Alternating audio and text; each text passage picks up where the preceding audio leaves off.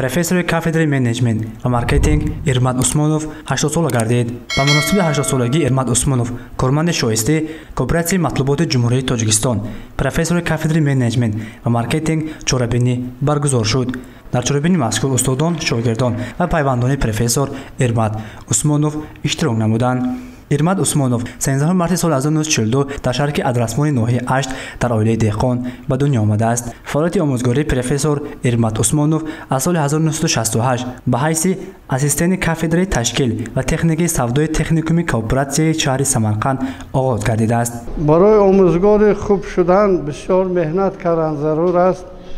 акнун ин шароити имрӯза ки яъне таҳсилоти кредитӣ аст, бояд ки ҳар як омӯзгор худаш аввал тайёр бошад, пухта бошад, яъне ҷамъи маводҳои таълими методи аз дасташ яъне ояду вай нашр кара пеши шогирдонаш ба пешниҳод намояд, ҳамон яъне омӯзгори мактабдор ҳисобида мешавад. профессор Ирмат Усмонов дар давоми фаъолияти кории худ дар соҳаи илм зиёда аз 13 китоби дарсӣ ва таълимӣ, 200 мақолаи илмиро таълиф намудааст. аксарияти мақолаҳои илмии навиштааш дар маҷаллаҳои Ҷумҳурии Ӯзбекистон ва Русия чоп шудааст. саҳми ин нафар барои тарбияи насли наврас дар соҳаи иқтисодиёт хеле назаррас буда, дар солҳои фаъолияти корӣ мутахассисони зиёдеро тайёр намудааст.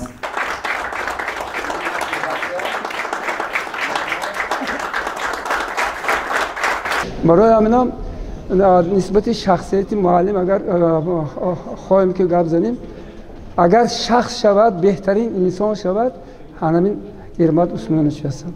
ино бисёр хоксор ҳастанд, меҳнатдӯст ҳастанд. нисбати донишҷӯён хеле серталаб ҳастанд. серталаби онҳо кас аз он иборат аст ки ҳамин мутахассисе ки дониш мегираду оянда рафта кор мекунад, ин хел мутахассис дар киҷое ки кор накунад, фақат манфиати давлат ба манфиати халқ ба манфиати ҳамун ташкилот кор мекунад. дар фаъолияти кории худ профессор Ирмат Усмонов сазовори чандин унвону ифтихорномаҳо гардидааст. аз ҷумла аловчии Кооператсияи матлуботи Ҷумҳурии Тоҷикистон, аловчии Маорифи Ҷумҳурии Тоҷикистон, корманди шоистаи Кооператсияи матлуботи Ҷумҳурии Тоҷикистон, ҳамчунин дорандаи медали 30-солагии ғалаба дар ҷанги бузурги ватанӣ сазовор гардидааст. ба муносибати зодуруси профессор Ирмат Усмонов аз ҷониби Кумитаи иҷроии ҳизби халқии демократии Тоҷикистон дар шаҳри Хуҷанд сипоснома барои хизматҳои шоиста супорида шуд.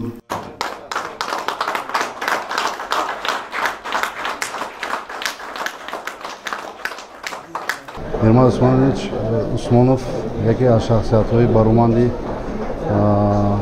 диёр ба шумор рафта дар тайёр намудани кадрҳои баландихтисоси соҳаи кооператсияи матлубот, аз ҷумла соҳаи идоракунӣ, илми менеҷмент саҳми назаррас гузоштанд ва шогирдони зиёди устод дар тамоми соҳаҳои иқтисодиву иҷтимоии мамлакат кору фаъолияти босамар мебаранд.